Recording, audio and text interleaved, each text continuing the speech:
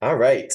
Hello, everybody. Welcome to this month's webinar. It's funded by OJJDP, Office of Juvenile Justice Delinquency Prevention. Good morning, good afternoon, wherever you are coming from. Thank you for joining us today. We're excited to be here with you all to talk about partnering with law enforcement officers to lead with mentoring frameworks.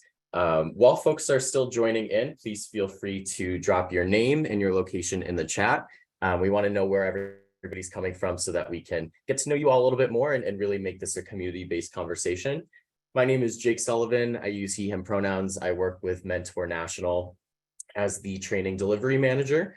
Happy to be here with all of you today. Again, as folks are joining in, feel free to drop your name and location where you're calling in from in the chat so we can see where everybody's at today. But we're excited to be here with you to talk about partnering with law enforcement officers to lead within mentoring frameworks. All right, awesome. We got some Philadelphia representation, Virginia, Iowa. I was just in Iowa. It was my first time a couple weeks ago. Really enjoyed it there. Awesome. Alberta, very nice. Some more Iowa rep. Wisconsin. I'm located in Baltimore, Maryland. I wonder, is anybody in Baltimore here? Another, okay, Ohio, Wisconsin, Kansas. Awesome. For folks who are just joining in, welcome to this month's National Mentoring Resource Center webinar focused on partnering with law enforcement officers to lead with mentoring frameworks. Thank you all for joining today. Oh, we got some more folks from Alberta, Iowa, Arkansas. Love it. All right. Keep doing that. Keep talking with one another in the chat. I think I'll get started with some of our slides just for the sake of time so we get to the bulk and the best part of today's conversation, which is obviously our moderator and our panelists. But first, before we get into that, I do want to go over some general housekeeping information. All attendees will be muted for the best possible sound, just to make sure all the technical stuff is all set. But we do still want to hear your voice. We still want to hear your ideas, your thoughts, your comments, and your questions. So we do have a couple ways that you could still engage with us today, both by typing questions in the Q&A panel on the toolbar, and then also by typing comments in the chat box. You can talk with one another. You can talk with us. We definitely want to get to know all of you and your experiences with this as well. If you are looking to enable live captions, you can do so by clicking the CC button also on the toolbar. We have a couple polls today, which I'll launch in just a second, that we would love for you to respond to, again, just so we can get to know a little bit more about the folks who are coming along this journey with us. But again, while you're joining in, please feel free to drop your name and location in the chat, and I will launch the poll in just a second. So you should see something pop up on your screen first asking you, what is your role in the mentoring field? And so I know obviously a lot of us, we take on a whole variety of roles. We wear a lot of different hats in this work, but feel free to pick whatever one you're feeling like best fits today. And I'll give folks another couple seconds or so to answer that. Got some more Chicago rep, New York, Vermont.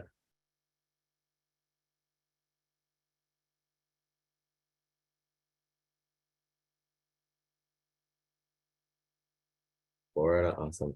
All right, so I will end the poll in just another second. So I'll share the results. It looks like most of us are mentoring program staff or practitioners, but we do have a couple mentors, TA providers, and researchers, and some other folks in.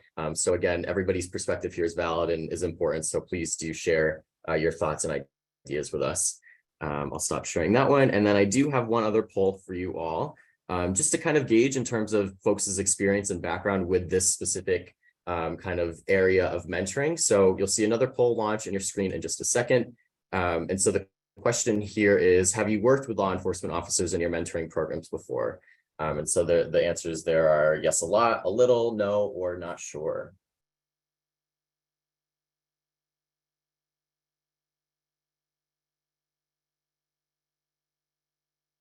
Another couple seconds.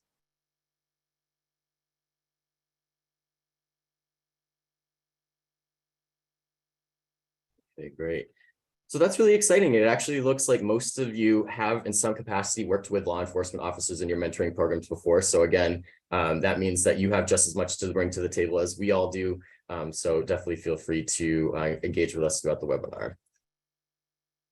All right, thank you all for taking those polls. And oops. Going on to the next slide. Just as a reminder, all of these slides and the recording for today's webinar will be sent out via email and also posted on the National Mentoring Resource Center.org website so that you can see this or view this or share it with folks in your networks after today's webinar. Please do help us out by answering some survey questions at the end of the webinar. It is an anonymous survey and it'll only take about 2 to 3 minutes, but we really do value your perspective and your voice so that we can make sure that we're constantly improving these webinars and making them the best that they could possibly be. Just as a little preface to today's webinar, this project is funded through a cooperative agreement from the Office of Juvenile Justice and Delinquency Prevention, otherwise known as OJJDP, Office of Justice Programs in the U.S. Department of Justice. The NMRC, which stands for National Mentoring Resource Center, builds on OJDP's history, leadership, and investments in quality youth mentoring. A little bit of a brief overview of the National Mentoring Resource Center and all the different things that we can offer. There's a ton of really amazing resources on there, but very briefly, we have a practitioner-focused blog. We have a whole dedicated part of the site for grantees. We have numerous research-vetted resources along with evidence reviews on various programs, models, and populations. We have a really, really incredible and diverse research board that's always churning out really innovative and new and exciting work to check out, and that informs all of the above resources that we have. And finally, you can apply for no-cost assistance for your youth mentoring program, technical assistance and or training. And you can do that all on the National Mentoring Resource Center website online. We already did those polls. Thank you again for answering those. Very briefly, our agenda for today, we're in the welcome and introduction section. I'll introduce our amazing moderator in just a second, but he will go over an overview of youth police mentoring programs, followed by the bulk of today's conversation, which will be the panel presentation. And then we'll have time for questions and answers from all of you in the audience. But of course, as things come up, feel free to drop them in that Q&A box on the toolbar on your screen. Now I'm very excited to introduce Dartavis Dorsey, who will be moderating and presenting today's presentation and panel. Dartavis Dorsey is the Associate Director of Strategic Engagement with the Crime Lab and Education Lab. Dartavis Dorsey is a lifelong Chicagoan, a product of Chicago Public Schools, studied recreational sports tourism at U of I and mental health at Chicago State University. Dartavis spent the last 4 years as a West Region Supervisor at Youth Guidance's Becoming a Man BAM program. Through weekly group sessions and the support of trauma-informed counselors, BAM, or maybe BAM, provides leadership programming and mentorship to over 7,000 young men from under-resourced communities in the Chicago area.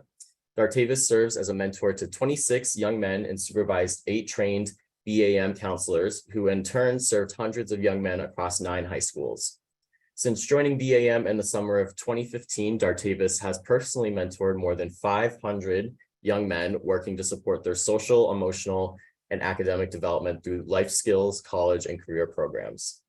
Through his work with BAM, Dartavis observed a gap in the needs that were specific to young men of color. As a result, Dartavis launched the I Lead Foundation in March of 2019. The I Lead Foundation seeks to fill that void for young men of color and expose them to excellence and provide them with leadership opportunities to change the narrative of their communities. I seeks to increase academic awareness, encourage post-secondary and pathways, including the promotion of HBCUs, job readiness, address violence, and youth homelessness and hunger. Dartavis is a proud member of the Alpha Phi Alpha Fraternity, Inc. and 100 Black Men of America, Chicago, Inc. And so now with that, I'm very excited to turn it over to Dartavis for the rest of the webinar. Awesome. Thank you so much. It is such an honor and a privilege to be in attendance with all of you practitioners as we dive into understanding the concept of how we can collectively create a framework as we utilize our tools and resources to embed upon youth police and mentoring. I'm going to dive right into it because I definitely want to hear from our amazing panelists who's experts in this space. But we created this framework. As you can see, it says like, what are youth and police mentoring programs? Why is it important? So as doing this summary that I began to work towards, we see that police serve as mentors to youth in a variety of different types of mentoring and enrichment programs, such as the arts, sports, individual mentoring, and group mentoring. Arts is extremely key because we often think of how one can be tied into art. When we think of art, we think of like actual painting. And sometimes they can conflate to like doing a little bit more deep diving into it. And so you have like painting, literature, like cinema, theater, and something that's most key that I've been discovering and seeing as we build and uphold relations with policing and young people is music. That is the soul and the beat that everyone is in tune to. We would think that it's sports, but it's mainly music. And so art is extremely key. I'm gonna tap into a little bit of the individual mentoring where we have to be able to subdecide on providing advanced mentors their professional, but then also their personal development in life. And sometimes we can see with these programs as such, youth and policing, that they correlate where you have an individual responding upon how to instill hope into their life on a personal side, but then when they look into the deep dive of the professional where they need to be, is creating a framework for the individualized section of them. And so like that is key as well. Next slide, please. All right. So the context of youth policing relation, I'm gonna like skim through this, but just hit my bullet points for sure. So we saw that in 2018, 1 in every 7 youth in the United States aged 16 to 17 had contact with police officer. That is a age where if you can go back to being 16 or 17, you didn't know what you wanted to do outside of like have fun some type of way. But to hear that we saw 1 in every 7 had some type of engagement with a police officer, is it disturbing or is it troubling or is it hopeful?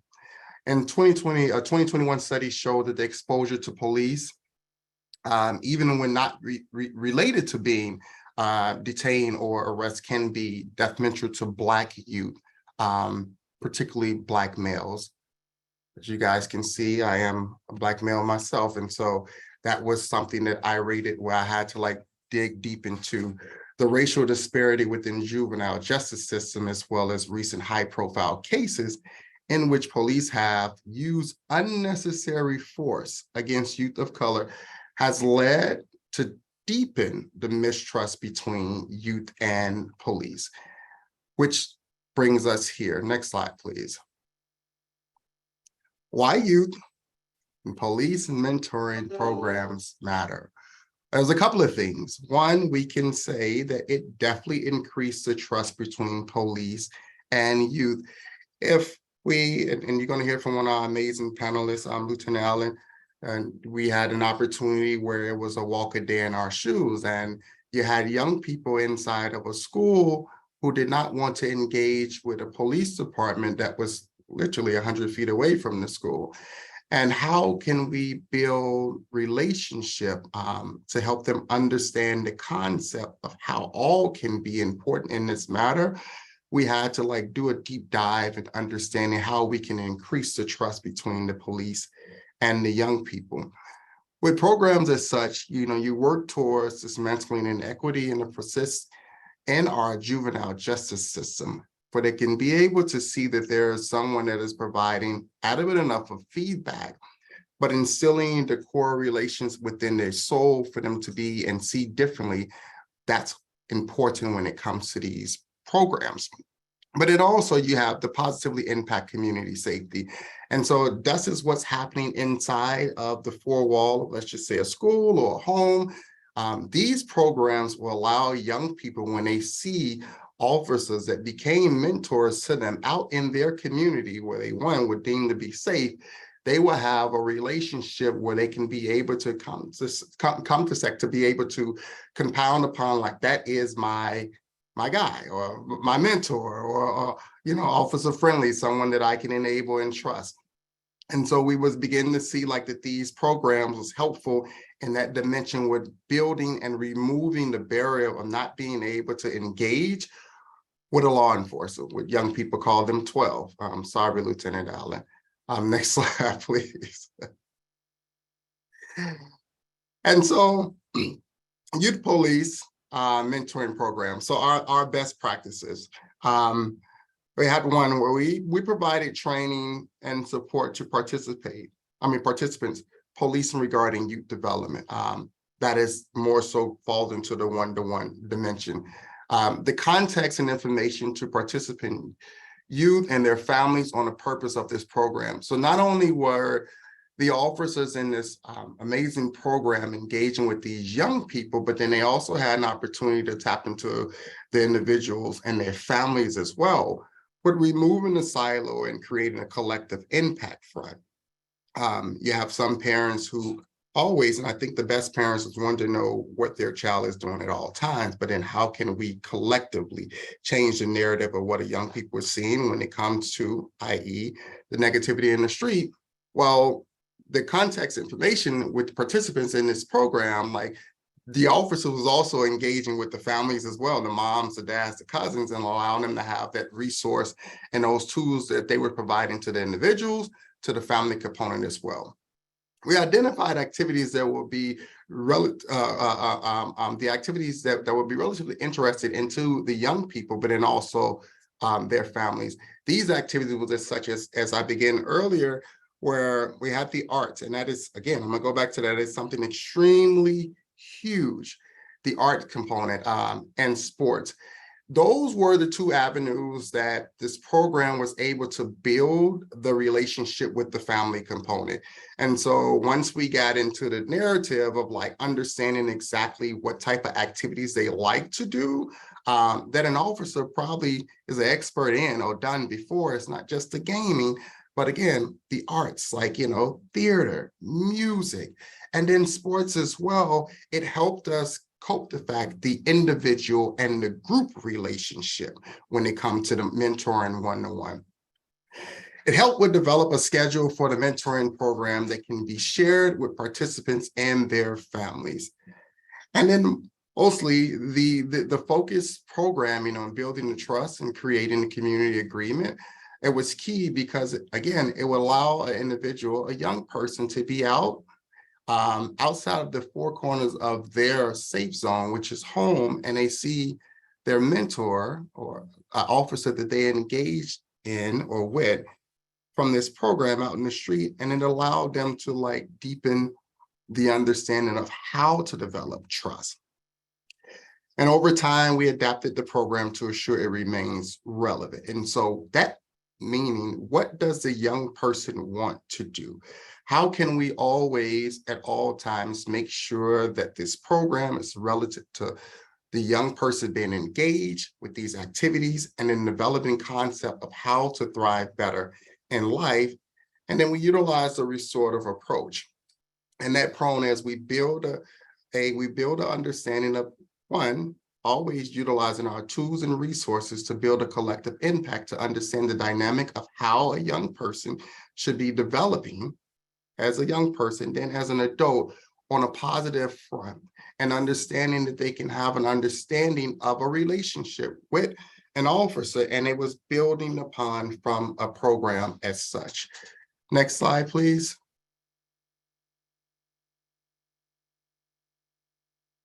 Awesome. Oh, wow. We breezed through that. So I am going to jump right into like where we need to be.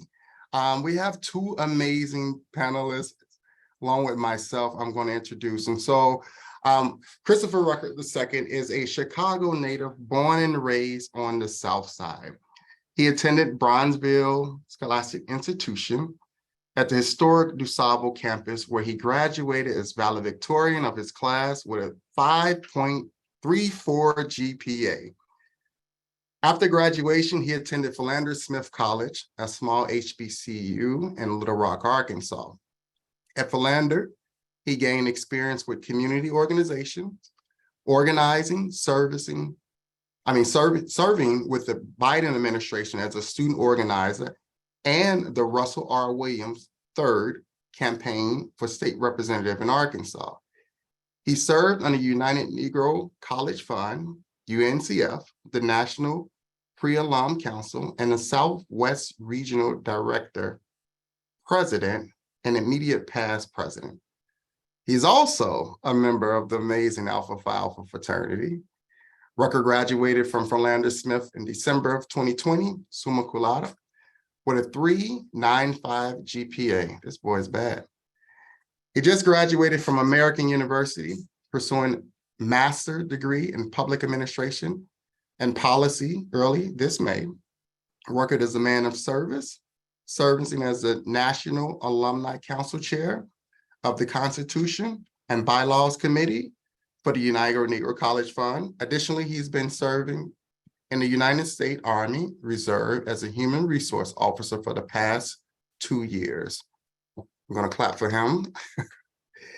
And then we also have the amazing Lieutenant Dan Allen, born and raised on the west side of Chicago to a single mom, Korean Allen, who was a strong parent and woman of God who kept Daniel busy in music and sports. This is why I need you.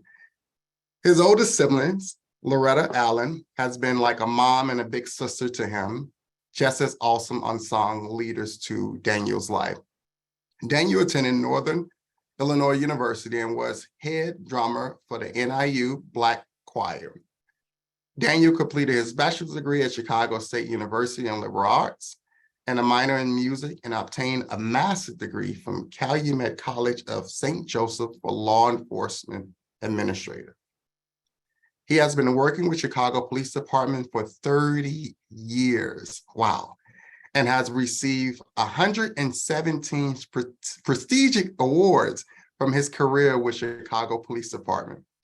He worked as a technical unit, special operations section, narcotics, DEA task force, area 4 gun team, mobile strike force, 9 years as the 11th district community policing sergeant, and currently a lieutenant in the 11th district as a field lieutenant, watch commander, and supervises community policing and the district coordination officers, DCOs. Daniel has a huge heart for community, residents, and partners in the city of Chicago, and I may not add, national. Lieutenant Dan Allen is aware that he is blessed, a blessed man, because he has strong women beside him. Wife, Victoria Allen, along with his 3 beautiful daughters, Danielle, did I say that right, Danielle? Okay, Danielle Allen, Samara Allen, and Jaden Allen. Thanks to his father figure and former pastor and late Reverend Milton Bronson from Christ Tabernacle Missionary Baptist Church, he learned how valuable God truly is, and simultaneously learned he had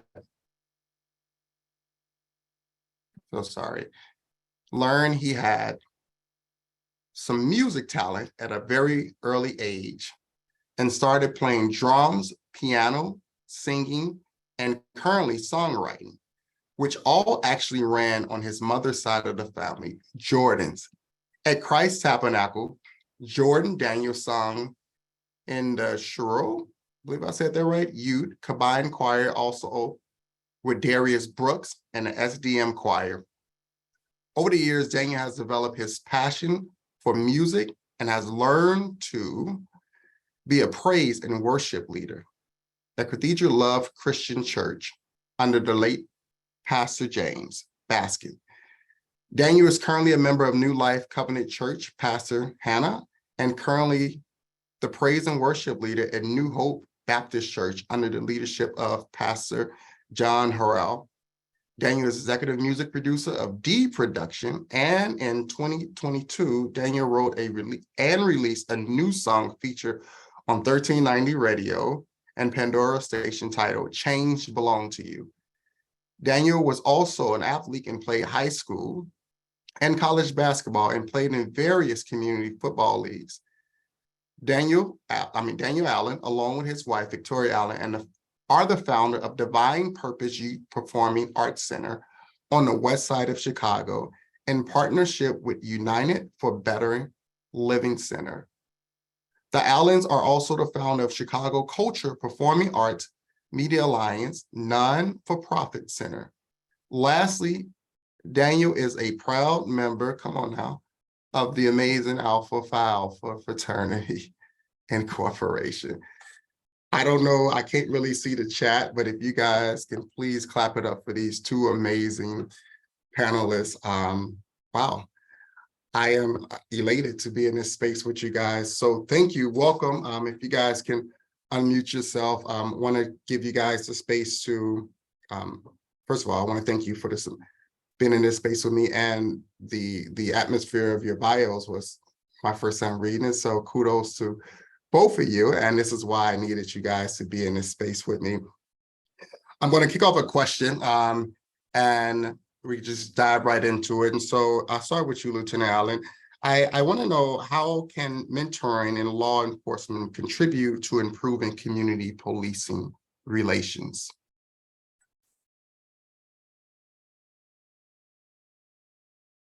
I can't hear you, Lieutenant Allen.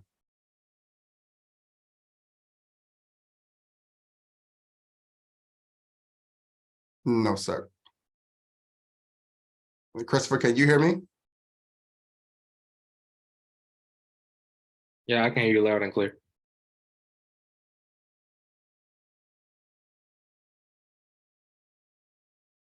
So I'll start that question with you then. All right.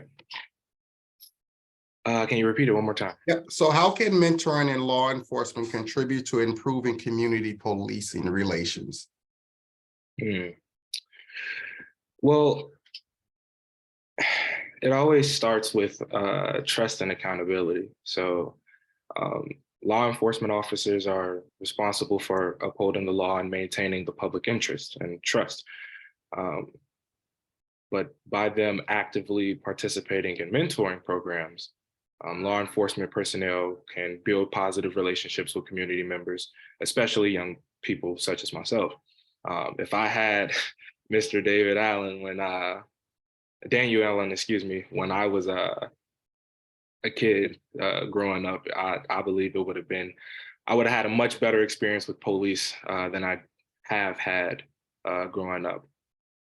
When I was growing up, the biggest mentor that I had was my grandmother, and she was the one that pretty much put me inside of music. She put me inside of JROTC. She put me inside of Joffrey Ballet and all of these other after-school programs to ensure that I don't just be out on the street trying to do knucklehead stuff, right? Mm-hmm. But, my other friends that were there in elementary school with me, they usually were out there doing the knuckleheaded stuff, and they were the friends that were telling me, hey, like, the police isn't your friend, they're not always with you. But if I met somebody like Daniel Allen, I would have definitely did a counter argument on that. But essentially, accountability and themselves serving as role models and guiding us is the answer to that question. That's amazing. Thank you for sharing. Lieutenant Allen, I definitely can hear you now. Okay, all right, cool. Awesome. So same question. I want to know, how can mentoring in law enforcement contribute to improving community policing from your perspective? I'm gonna start here. You all hear me good, right? Okay. Yeah, I'm gonna start here. After School Matters is a very popular program in Chicago. So I started an After School Matters program where it was geared towards police and youth, and in partnership with After School Matters.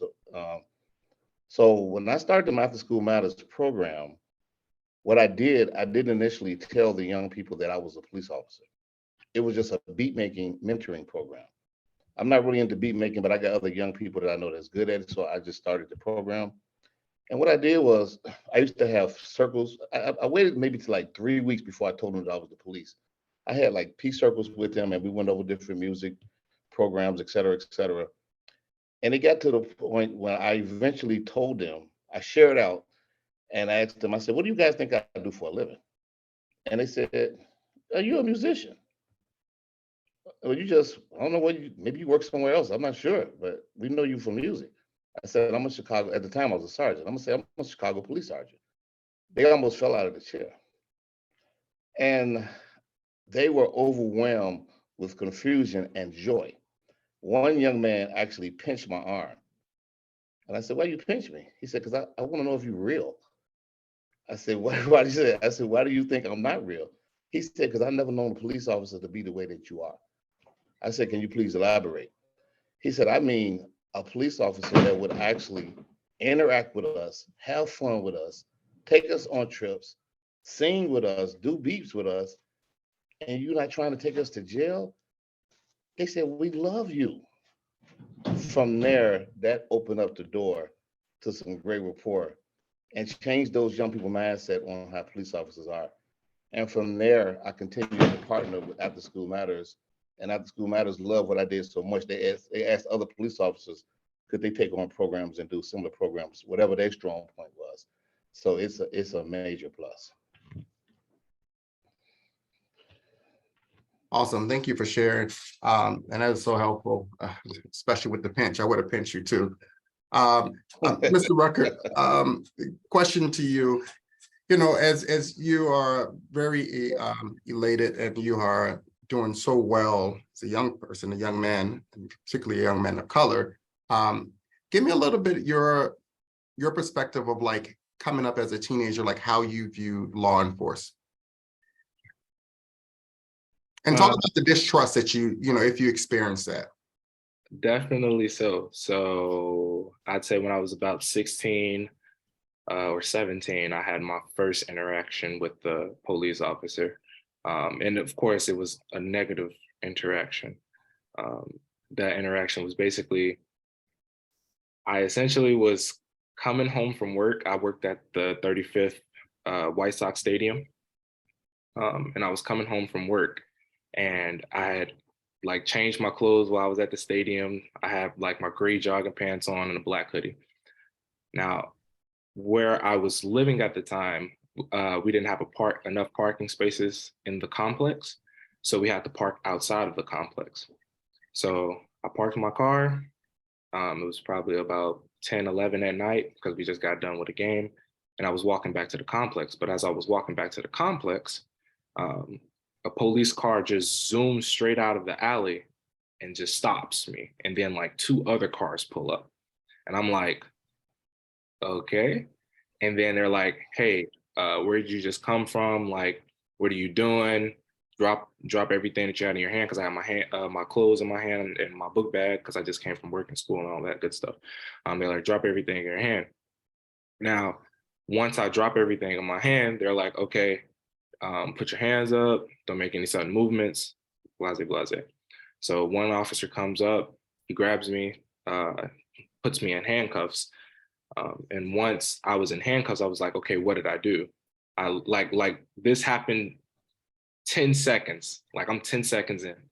I'm like, okay, what did I do? He's just like, oh no, just remain calm, you know, just comply, like just, and I'm me being me, like I'm like, okay, I don't know what I did, but all right. Had my had my neighbors not have been watching, I don't know how it would have went, but all of them came outside and it was like, what are you doing? That boy is a good boy. He's on the basketball team. He's doing XYZ in the organizations and XYZ. So the police kind of like backed off. And then another police car rolled up, and essentially they brought me to that police car. They didn't put me in it, but they brought me to the window. They rolled down the window just a crack, and they asked the person that was sitting in there, is that the guy? And I was confused because I'm like, is that the guy that did what? Because I just came from work and school.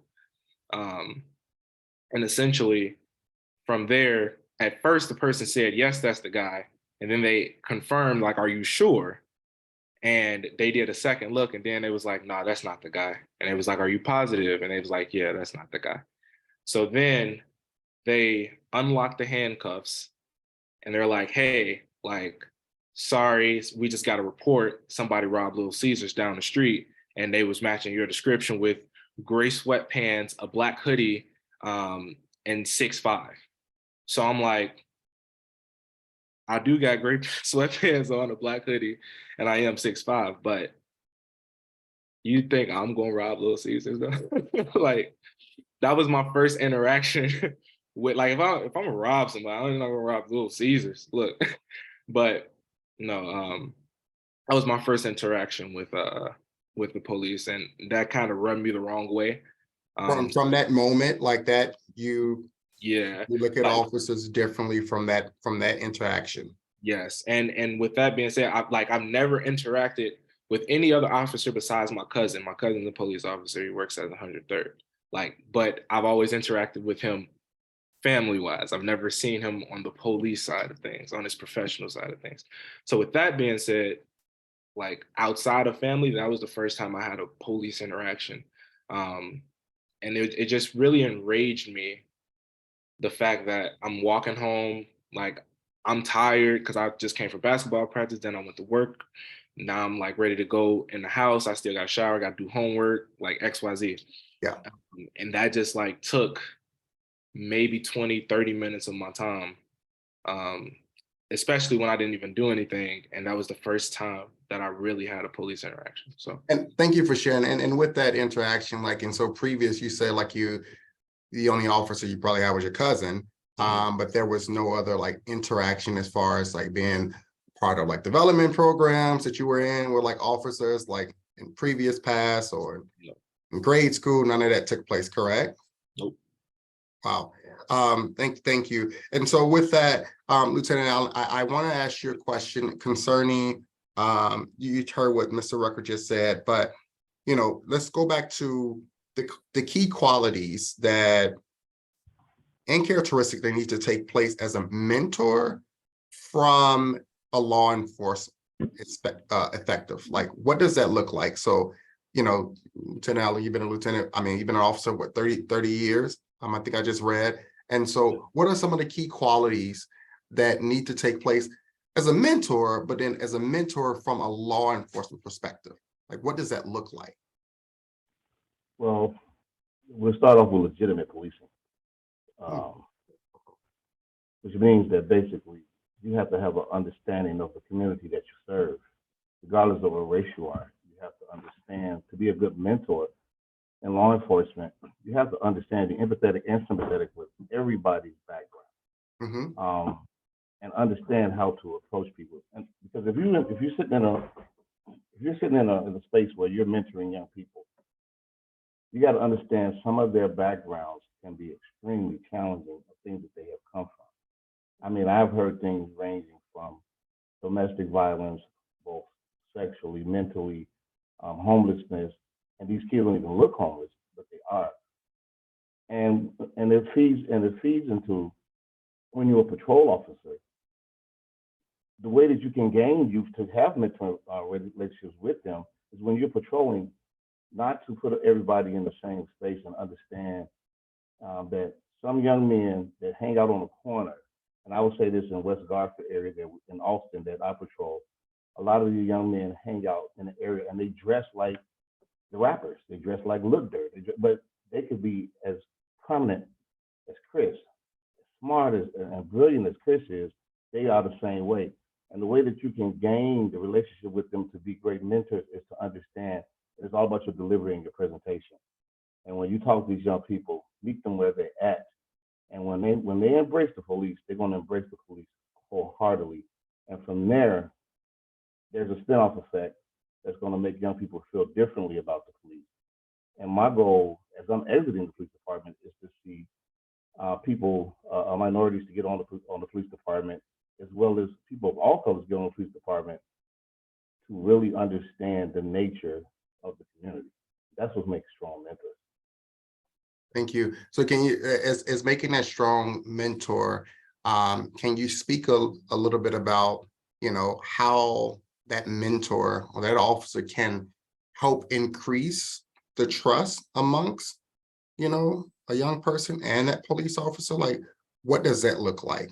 Understanding the dynamic of like what they experience, their background, where they're from, what, you know, internally, externally they're going through. But like, how do you maneuver through that to still like build a relationship where it's not like I'm looking at you from a law perspective, or if you, I'm not saying being biased, but like, you know, what happened with Mr. Rucker, like he fit the description of someone who robbed Little Caesar and it wasn't him. So as an officer, like, how do you like remove those barriers to like increase that relationship with that young person? And then also, how can you like assist like your fellow colleagues to understand like the effectiveness of like how to improve that? Wow, that's a great question. And I think the number one word that comes to my mind is transparency. Mm-hmm. Because when you talk to young people, one thing about young people, and I've been working with young people for a long time, one thing about young people, they can look straight through BS, excuse the expression. They can look straight through and see if you are sincere, if you're not, whether you're the police or whoever you are as an adult. And when you are transparent to young people and you just sit down and talk to them, but one of the things that the reason I didn't wear a uniform today is because I don't know if any young people will be on here. When police and we interact with young people, we don't wear uniforms because we want them to know we're just like you. We bleed just like you. You know, we hurt just like you. Mm-hmm. I share, as a police mentor, I share stories about how I grew up in inner city, you know, not wealthy at all, and how my mother was a single parent who raised me and kept me busy to keep me out of stuff. The reason that I became who I am. And when I just share stories and police officers share our stories with their families, and when they share with us and we mirror them, it makes a big difference. That's when the comfort level goes to the roof because they feel they can trust you because you share out some things. And I heard police officers even share out mental health things that they have because, as you all know, police, we lead the country in suicide as far as an occupation goes. And if you could get a police officer that who could share out how they lost a friend due to suicide, things like that, that's when you capture the young people. I'm not saying you got to give them all your deep dark secrets, but just be transparent and just be real with them, and you got them. Thank you. Thank you for sharing.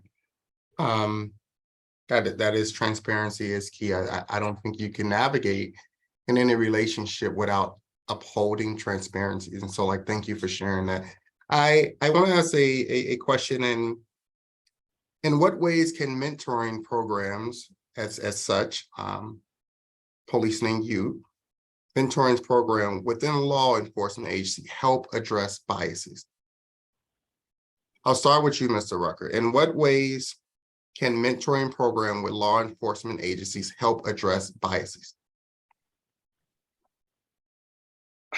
Well, this is a good one. I like this question. And the reason is, so I'm in the military, right? Okay.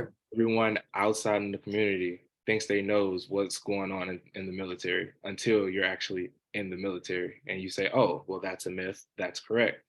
Well, having these such programs that allow you to talk to police officers, interact with them, do activities with them, like everybody has their biases about police until you get a chance to talk to the police, till you get a chance to interact with the police, and then you say, oh, well, that was a myth. Oh, that is true.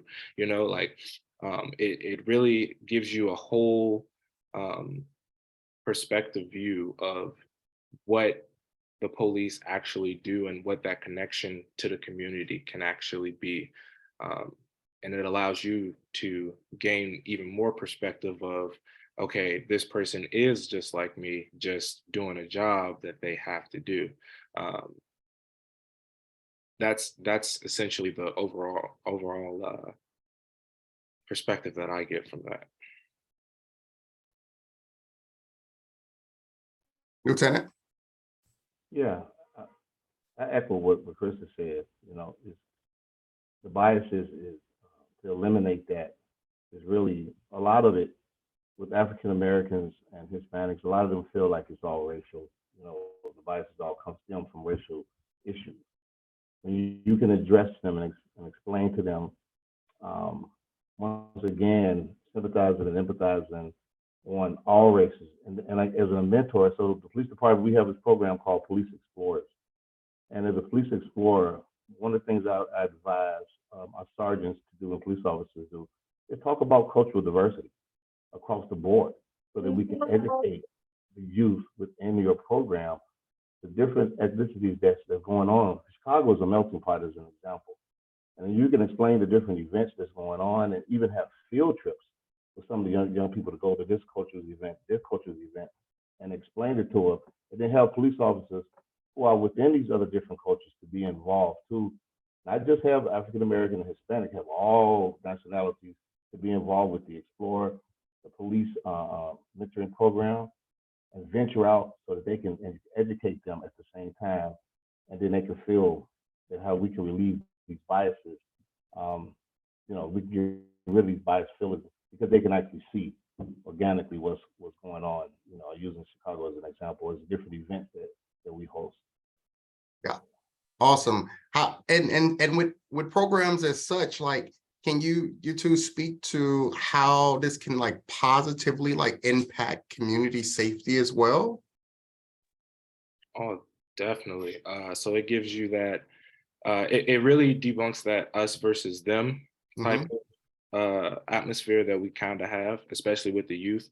And when you say us versus them, it's young people versus law enforcement. Yes, specifically African American, Hispanic minorities, versus law enforcement, because essentially we believe that, and this is just from my perspective, we believe that the police are always out to give us negative interactions, always out to take us in for anything, just for standing on a corner. Like, And where did that belief come from? I'm sorry, but where did that belief come from? Well, Learn, taught, inherit, like where? definitely inherited, number one. So like, as you're growing up, you'll hear, hey, like the police aren't your friends, or the police, like, make sure you really on your P's and Q's around the police, because they're always there to get you, to stop you, to lock you up, so it kind of debunks that, us versus them, and it allows us to, build that connection, and even possibly empathize with each other, and get that conflict resolution, be able to talk it out versus, experience those negative interactions. Mhm.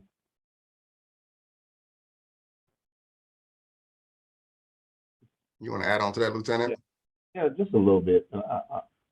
I would say, like, when you talk about violence prevention, and in lieu of biases, et cetera, once you get young people to be a part of a mentoring program, especially with the police, with law enforcement, and having other partners to be, community partners to be a part of that specific program within the police department, I think it can help reduce violence, because the number one issue that we have in the inner city on the west side is loitering.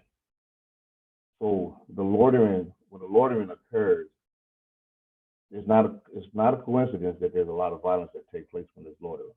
Word of mouth, because the programs that our mentoring programs across the country can plant the seeds into these young people's heads, ideally is to get them to see, let's not hang out on the street like this just to be hanging out. It's great to be out. It's a beautiful summer day. It's great to be out, enjoy the outdoors. But let's not hang out in groups where negative things can occur. Let's hang out for positivity. Let's come up with ideas of positive loitering that we will learn from the mentoring group with Lieutenant Allen and his group. When I say positive loitering, that means, yeah, we're going to set up a grill out here. We're going to have some resources out here, and we're going to talk about jobs and have job programming at these different, what we call hotspots, where violence trends at. Those type of things will help reduce violence, and we can encourage young people how to do that, and those will be our next leaders on doing what we call community pop-up. That is helpful. Thank you both. As trying to understand and create this framework with youth policing and mentoring programs,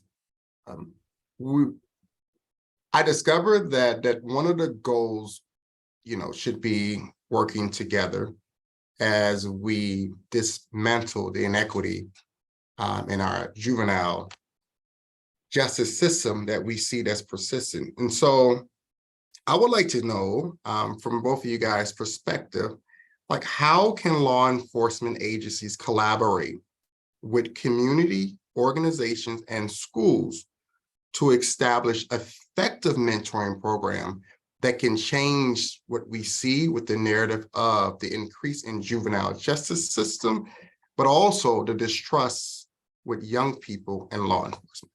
And so I'll start with you, Christopher, because I want to hear from the community perspective. How can law enforcement agencies collaborate with community partners to establish an effective mentoring program? It's a good one. I mean, because most of the time, community partners may already have, ideas Mm-hmm. that they would want to incorporate with the youth, and then law enforcement wants to reach out and tell their story to the youth and be able to build those positive relationships. If we put them together, essentially the police, law enforcement may be able to provide more resources, more awareness regarding the programs that are already there from the community partners. And essentially, even with the community partners, they may be able to even provide programs that we want, because let's face the fact, there are multiple programs out here in the city of Chicago and the country, that are focused towards the youth. However, are these programs that youth want to participate in? Are these programs getting the partners, the marketing that they need to appeal to the youth? Essentially, not even just that, but how are we, trying to incorporate more mentors that could really be on the ground and say, hey, like these programs exist. If I had these programs in my day, then XYZ, XYZ, XYZ. But as of right now, I had to get it like this, like if you can tell, if we can grab mentors that are able to explain what their experiences were, what the resources are that are currently here and what they didn't have in the past, and then say, hey, like you need to be involved in this. I think the law enforcement and community partners could both benefit from that. So essentially, if law enforcement and the community partners, are able to find a way to increase mentorship, and in a way to do that, like you just can't force mentorship on someone. It has to be accepted by both parties, so finding out a collaborative way and creative way to ensure that we can provide that mentorship to our youth around the country. Bennett? Absolutely. I'm gonna echo Chris.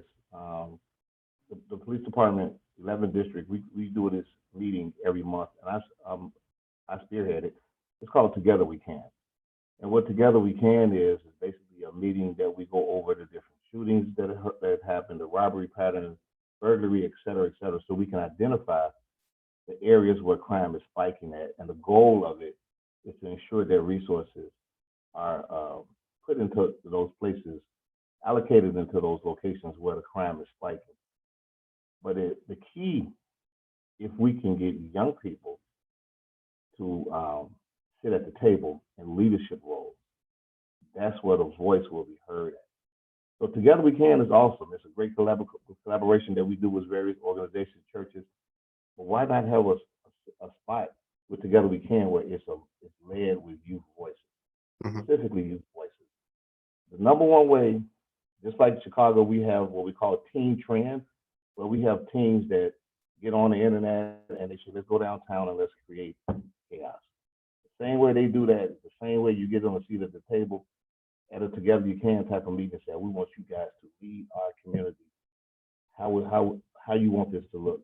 You tell us, and we're gonna make sure that this happens for you. We're gonna guide you. Their voice will make a big difference when you let them spearhead those relationships, those collaborative relationships. Wow, that is powerful. Thank you both, and you hit it dead on, Lieutenant. I often say all the initiatives I work on, when it comes to profound upon a young person's life, I often say, ask the question, what do they want? And when we do not invite them to have a seat at the table with practitioners as such as us, to hear exactly what they feel and they would like to see, then it's a missed call because we're going off the path. And so I think, I asked the question to you guys, but that collaborative front, it comes from, like, first of all, making sure that we have their voice centered focus, and then we can build a system surrounding them. So thank you guys. Before I take any questions from our audience, I just want to ask you guys one last question for me. And it's simple. Does mentorship matters? Question mark. Yes, without a doubt, mentorship matters. It allows the youth to essentially be able to, have someone that can give them that visionary goal setting mind, right? Have them be able to map out what their goal is and then how you're going to achieve that goal. Not only that, it gives them or gives us, it gives us a way to know that we're supported. It gives us encouragement. It gives us so many of these positive things that we need to go through life. I know if I didn't have a mentor, I wouldn't have known a lot of the things that I know right now. I promise you that. Essentially, my dad died early in my life, so didn't really have a father figure. So as soon as I got a mentor, that was kind of like my father figure, and I was able to learn everything that I needed to learn. And in similar situations, there are a lot of youth out here without parents, without a father, without a mom, and they are looking for someone who can help them through life, who can guide them through life. And it's essential that we have this support that we need. Yeah, and I'll be brief as well. Mentorship matters. I like that. Is that a T-shirt that we can use, Mr. Dorsey?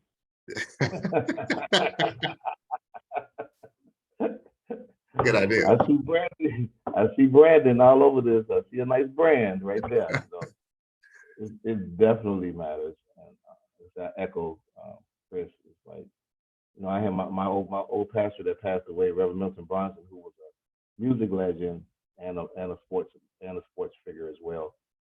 He mentored us even without it being called mentoring back then. And if it wasn't for him and the village of men that was around us, that was mentoring us, keeping us in church playing ball and music and school and picnics and things of that sort, I don't know where I would be. So mentoring matters to the third degree. Awesome. I thank you. So I see a few questions. Jake, if you give me permission, or do you? I could read them if you want to read them, either way. Yeah, I see two. They just popped up. So thanks so much. I'm going to start with Lieutenant Allen. So someone asked a question. It's the programs that you oversee or within the police department. Like, question: how do we get buy-in from police departments for programs like such? Believe it or not, the voice of young people, once again, and community members going to the upper echelon of the police department and elected officials to say, hey, this program that the 11th district or the police department is doing is an amazing program. We need you all to ensure that this program can excel, whether it's through funding, resources, et cetera, et cetera. So just getting the community buy-in so they can spread the word. It means a lot in Chicago, I tell you that. A follow-up question. I'm glad you said community buy-in. Can you share any specific examples of community agreement made between police and communities? Yes, probably off the top of my head, the organization called Institute for Nonviolence, and what they do is they follow shootings. They try to get retaliation to not happen. Having a relationship with them, and some of those guys were like incarcerated before they was in a lifestyle before, and now they're just trying to reform young people. So having a partnership with them and the community, us three working together with that organization is very powerful, because now you have guys that was in their lifestyle telling these young guys, put the guns down. That's not retaliate. So that partnership with those three entities with the police makes the world of a difference. Thank you for sharing.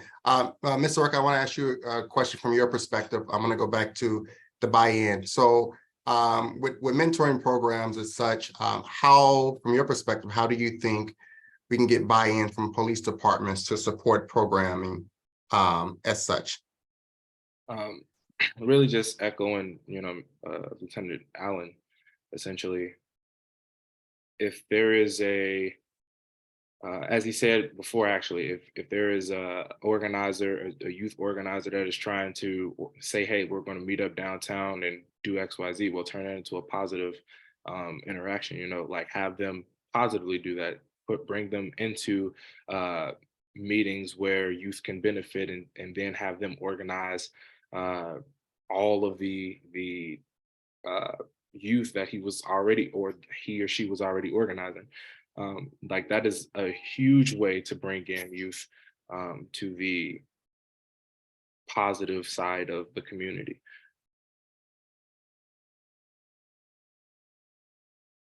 Thank you. Thank you. Another question from the audience. If a young person is already involved in juvenile justice system, how can one who is in law enforcement support them through it?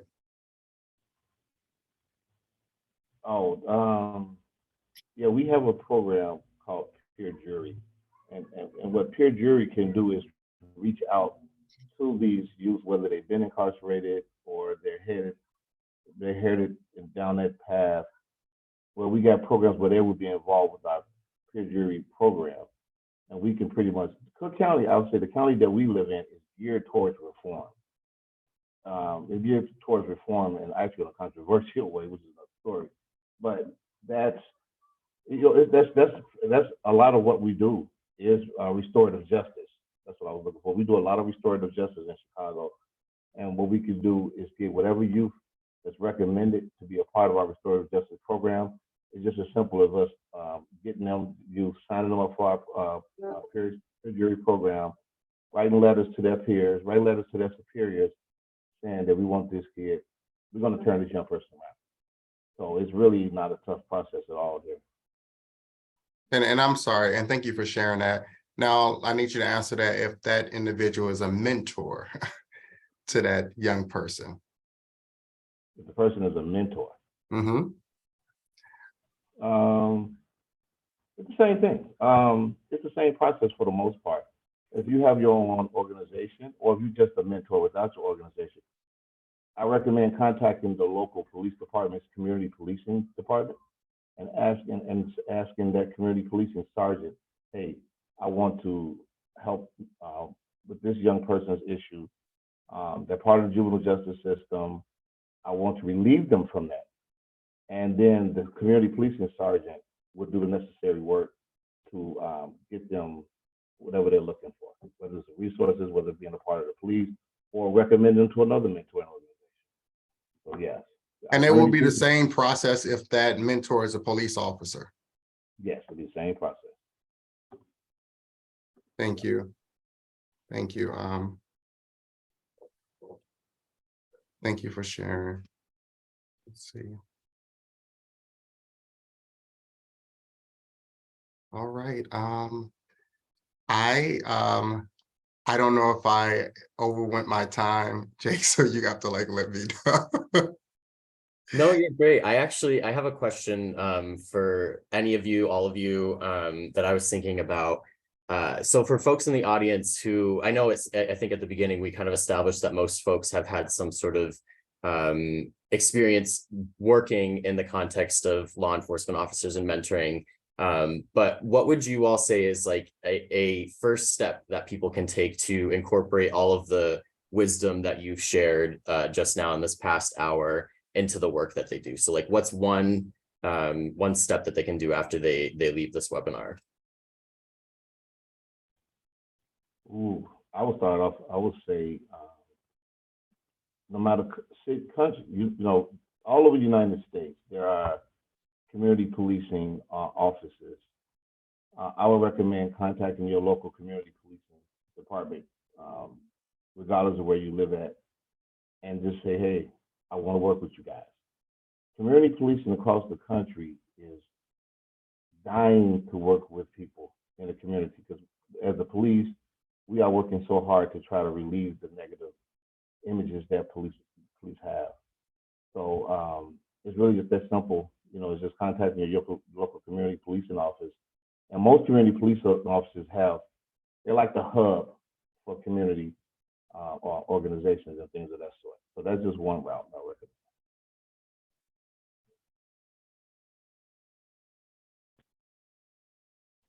I'll go. I thought Mr. Rucker was about to say something. I saw him move, but I'll echo Lieutenant Allen. I think one thing the audience and others can take from this is, you know, it's simple. It's to serve as a mentor. That's simple. Serve as a mentor. Every young person needs someone out of their immediate household. Hopefully they have it. And even if they don't, to invest in their life. And so it cannot just be we're relying solely on law enforcement. We all are practitioners, experts in our space, but the simple ask of just like serving an individual who do not have the accolades or the expertise or the brain girth as you are, as we are, we have developed, it gives them opportunity to be more instilled and prone in life. And so investing in someone else and providing that exposure, that is what's key for me. And so I often challenge my peers and others just to serve as a mentor. And that can easily be a 15-minute check-in a week. Something that simple. Good morning, how you doing? How was your grades? Need some assistance? Like, let's play a basketball game. I don't know how to play video games, but I know someone at the police department that knows how to play video games. Serve as a mentor. And the more we collectively come together, we can dismantle what we see with young people with being disrupted by negativity in our society. Wow. Yeah, they pretty much just knocked it out the park. Wow. I was essentially going to say just, you know, go talk to a youth, find a youth and go talk to them, see what they're going through, right? Don't go talk to the one that looks like they're good, that looks like they got a good head on the shoulder and everything else. Talk to the one that doesn't, because you never know. They may be just as Lieutenant Allen said, they may be just as smart as the ones that look like they have a good head on their shoulders, but you wouldn't know that. But they may have some other different type of issue going on. And because they don't look like they do, no one wants to go talk to them. So since no one wants to go talk to them, they have to deal with that by themselves. With them dealing with that by themselves, they start to think, okay, no one is in this world. No one in this world really cares about me because they might not have that support at home. And from there, it just spirals and spirals and spirals until they finally get into the knuckleheadedness things, right? So from there, I would just say go talk to a youth that doesn't look like the rest that you would normally talk to, and then essentially build that trust and rapport, and find out what their issues are and how you can help, right? And as Mr. Dorsey said, you know, do not if you do not know how to do something, you probably have a network of people who do know how to do something. So refer them to them. Serve as a mentor. Serving as a mentor takes many different forms. You could be a financial mentor. You could be a spiritual mentor, a social mentor. It's, you know, it's so many different forms that you can take. And it hasn't been said today, but have more than one mentor, right? Because everyone has different experiences, and those different experiences are going to make you a well-rounded individual. So first step, go talk to the youth. Second step, figure out what they need from you and how you can help them. And that was so helpful. Might I add that young person that you spoke of, Mr. Rucker, who doesn't look like they need help, like in the education field, we call them the second row student. And so when you come in the classroom and I sit in the front row, it's like I'm very engaged and I want to be probably, the teacher's pet. If I'm in the last seat in the classroom, the back row, I don't want to be here. But that second row student is something special about them that they're always overlooked. And so sometimes we have to engage in that second row student or a young person to understand the development of like where they need to be and what they are experiencing in that moment. That's how we can change the dynamic of their mindset. So again, I ask a question, does mentoring matters? It does. I love it. I think I love so much of what you were saying, Christopher. I think it makes me think of kind of on the flip side, another question that just came to mind for me before I saw someone else put another question in the chat, was I wonder if any of you could speak to, like you mentioned reaching those young people that maybe you wouldn't, or that don't see, or how did you put it, that would like be getting into the knuckleheadedness and that maybe aren't the obvious young people to reach out to who are already involved in things. On the flip side of that, I wonder, do any of you have any thoughts around reaching adults who are not in these programs already, or who maybe are hesitant to be a mentor? How would you reach those adults who are in these communities, who have wisdom, who have experience, but maybe are hesitant or nervous to be an actual mentor? What would you say to those folks? Essentially, I would tell them to do a self-reflection first. I would say, hey, look at your past, look at your past. How did it look? At what points in your life did you believe that you needed a mentor? At what points in your life, if you had a mentor, everything could have been much better? Now, after you've done that self-reflection, apply that to now. Okay, there are people out there just like how I was when I wanted a mentor. But because I'm second guessing, or because I don't know the first step to start or how to do it, I don't want to pretty much jump in, or I don't want to do it. But there are people that need you. There are people, us right now, that are like really begging for one. Like I essentially was begging for one, especially when my father passed, because I didn't know, like I knew what I wanted to do, but I didn't know at all how to get there. None of my family knew how to get there. None of my friends knew how to get there. And so I'm just like, okay, I have this goal, but what am I supposed to do? I know school is supposed to be finished. Okay, when I finish school, but what do I do after that? And in a lot of the cases, it's like that for many of the youth right now. So just literally jump in, talk to someone. The second row of students that are overlooked, as Mr. Dorsey said, and essentially just jump right in, see what they need from you and what you can do for them.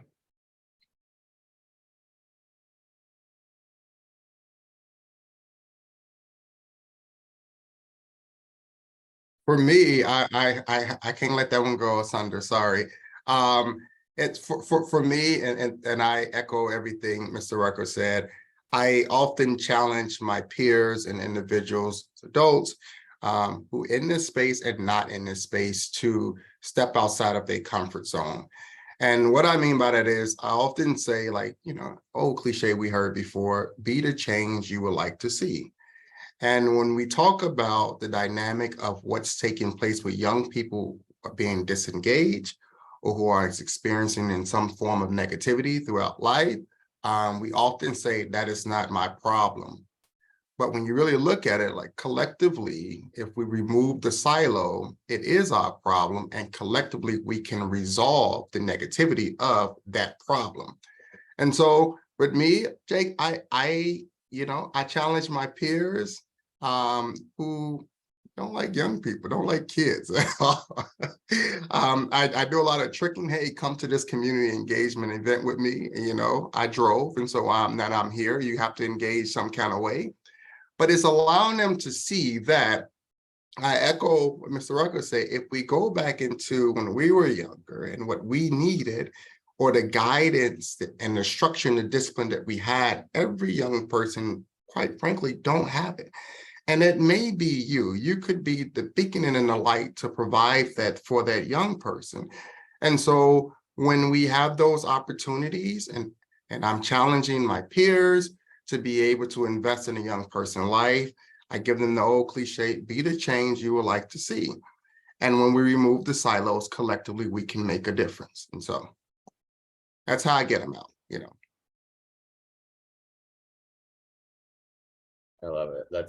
I love it. I think that's all amazing advice to someone. And I'm the same way. I challenge my friends whenever they're like, I don't like kids. I don't like working with kids. I'm like, why not? Like, kids are cool. But I do want to get to this other question in the chat. And I know y'all are in Chicago, but I wonder if anybody could speak to this question that someone had in the sense of, are there any local community policing offices in rural communities, or should an individual reach out to another entity in these areas? Oh, Lieutenant Allen, that's all you. I would say yes. Most agencies, even the rural agencies, do. Like in Illinois, we say upstate, meaning that further along the state, going south, in the smaller cities, they do have them. But also, worst case scenario, if they don't, the state police of whatever state you live in, the state police, they do have a strong community policing base as well too. Because I've done some partnership with Illinois State Police. So if you can't find it within a rural community, you can always contact your local state police, and from there they will guide you along how you can find a collaborative police entity to work with. And also, believe it or not, FBI has it as well too. Believe it or not, FBI they have community policing.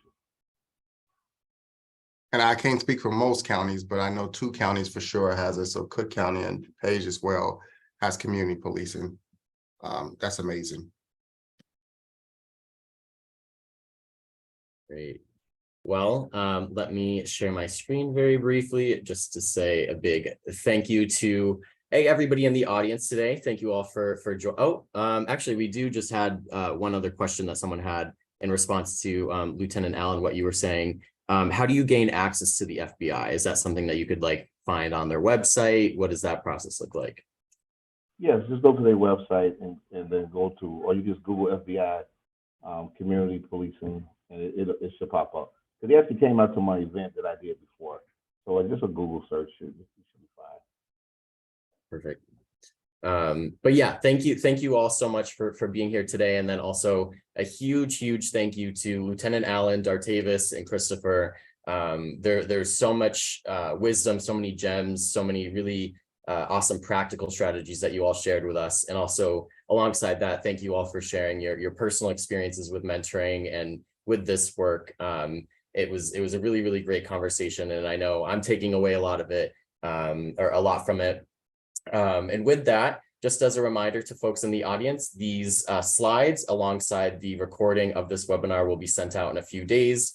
Again, thank you all so much for being here. This was funded by the Office of Juvenile Justice and Delinquency Prevention. We appreciate you all sharing your experiences, connecting in the chat, and hope to see you again for the next webinar. Take care, everybody, and hope you all have a wonderful rest of your day. Thanks, everybody. Thank you. Have a good one. Thanks, everybody.